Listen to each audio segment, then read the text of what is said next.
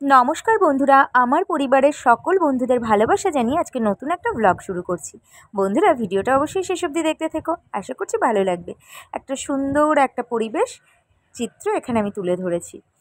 যাচ্ছিলাম ছোটো মামির বাড়িতে, একটা গ্রাম্য পরিবেশ, সেটাই তোমাদের সঙ্গে আজকে কিছুটা শেয়ার করছি। চলো বন্ধুরা, কিভাবে গেলাম দেখে নিই। এই যে চাকদা স্টেশনে এসে গেছি। চাকদা এই যে ট্রেন ঢুকেছে, ট্রেনে উঠে গেছি। ট্রেনে উঠে নামবো পায়রাডাঙ্গাতেই, একটা স্টেশন। তারপর নেমেও গেলাম পায়রাডাঙ্গাতে। নেমে সোজা স্টেশনের উপর দিয়ে পুরো হেঁটে হেঁটে গেলাম হচ্ছে রেলগেট দিয়ে বেরিয়ে। তারপর বেরিয়ে বেশ কিছু কেনাকাটার ছিল, তারপর ওখান থেকে সব কেনাকাটা করে সবার প্রথমে গেছিলাম ফুলের দোকানে। ওখানে গিয়ে একটা ফুলের মালা নিলাম। তারপর মিষ্টি নিয়েছিলাম, সেটা তুলে ধরা হয়নি। তারপর নিয়েছিলাম কিছু জামা কাপড়, সেটাও তোলা হয়নি। যাই হোক, তারপরে এই যে আমরা অটোতে উঠে গেছি। টোটোতে যাবো ভেবেছিলাম, কিন্তু টোটো ভাড়া অনেক বেশি চাইছিল, যার জন্য আমরা অটোতে উঠে গেছি। অটোতে উঠে মা মেয়েতে বসে রয়েছি, গরমে কষ্ট পাচ্ছি। অটোটা অনেক লেটে ছেড়েছিল, খুব বিরক্ত লাগছিল আর কষ্টও হচ্ছিল। আসলে আমার খুব মাথা ব্যথা ছিল, তার জন্য রোদে বেরিয়েছিলাম তো তাই। তারপর এই যে শেষমেশ অটোটা ছাড়লো। এই যে প্যান্ডেল হচ্ছে, দেখো বন্ধুরা, পায়রাডাঙ্গা কি সুন্দর লাগছিল না? মনে হচ্ছে এই যে পুজো আমাদের দোরগোড়ায়। পুজো কিন্তু শুরু, তাই না? তো যাই হোক, এই যে রাস্তা ধরে সোজা যাচ্ছি, রাস্তাটা শুরু, চারিদিকে গাছপালা, সবুজে সবুজ। আর এই যে সারি সারি করে পাখাটিগুলো রোদে কিন্তু দেওয়া রয়েছে। দারুণ লাগছে কিন্তু পরিবেশটা, তাই না? আমার তো অসাধারণ লাগছিল, তাই তোমাদের সঙ্গে একটু শেয়ার করে নিলাম। এই যে এখান থেকে এসে আবার আমরা যাচ্ছিলাম, এই ঘাটটার নাম রাবণবোর ঘাট। তো যথারীতি আমরা এই যে রাবণবোর ঘাটে পৌঁছে গেছি। রাবণবোর ঘাটে এবার আমরা নৌকা পার হব। এই যে নৌকাতে উঠে গেছি। নৌকাতে উঠে লোক হলো, তারপর নৌকা ছাড়লো। দুপুরবেলা ছিল তো, এই জন্য খুব কম লোকই ছিল। এক এক সময় অনেক ভিড় হয়, ঠিক আছে। তারপর এই যে নৌকাতে উঠে আমরা চলছি, এপারে আসবো। তারপরে এই যে নৌকা মাঝি কিন্তু নৌকা চালিয়ে আমাদের এপার থেকে ওপার পারাপার করার জন্য নৌকা চালানো শুরু করে দিয়েছে।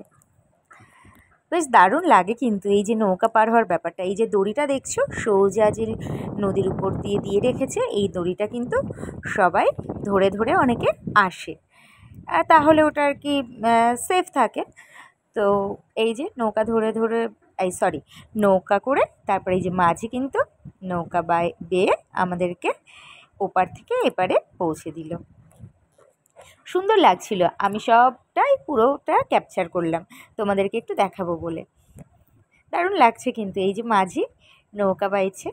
তারপর আমরা পৌঁছে গেলাম ওপার থেকে এপার। এই যে তারপর এখান থেকে আবার আমরা টোটোতে উঠে গেলাম। টোটোতে উঠে এই যে যাচ্ছি, সবুজে সবুজ, চারিদিক শুধু সবুজ সবুজ আর সবুজ। দারুণ লাগছিল পরিবেশটা। এরকম গ্রাম্য পরিবেশ কার কার ভালো লাগে অবশ্যই জানিও। আর এটা কিসের ঘর তোমরা কি কেউ বলতে পারবে?